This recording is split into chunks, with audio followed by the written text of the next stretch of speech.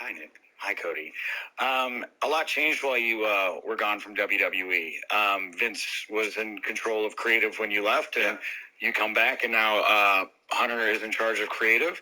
How has it changed with you engaging the creative end of WWE between then and now? And is there a difference for you kind of backstage in any way now that you are coming back to, again, a different kind of leadership in that area? I was very fortunate that when I came back, I had enough experience that I always need structure and need direction. You guys have seen me without a leash before. I get a little wild. So it was great to have that structure, but also I have had an unbelievable experience and unbelievable education in wrestling. I'm not meant to do anything else. This is what I do. So it was easy then when I came back and Vince was in charge of that, and it is easy now,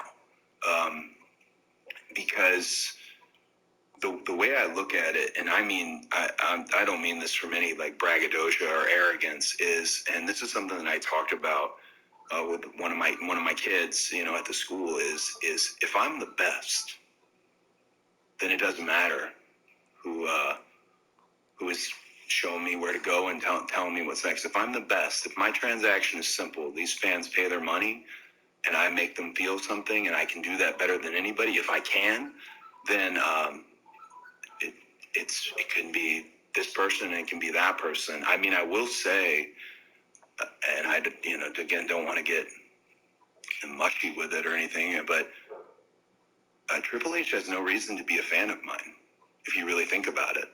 I smashed the throne.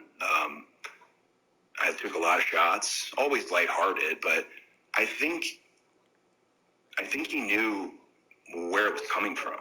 I was hungry. I mean, he's the one guy. I don't think he remembers this, but I'll never forget it.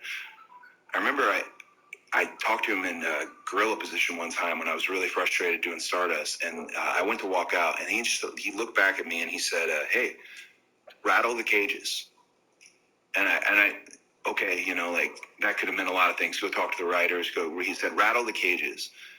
I took it real literally and went out and rattled them as much as I could. And I'm so glad that relationship gets to develop now, because it's clearly, if you guys have seen how I've modeled a lot of my presentation and performance, I'm clearly a massive Triple H fan.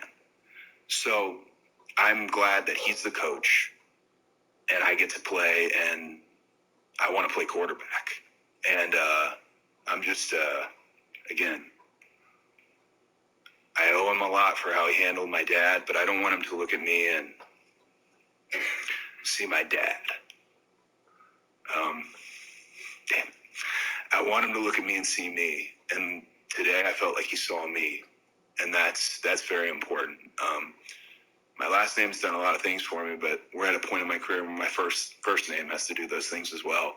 And it's off to a great start. So let's see where we go from here.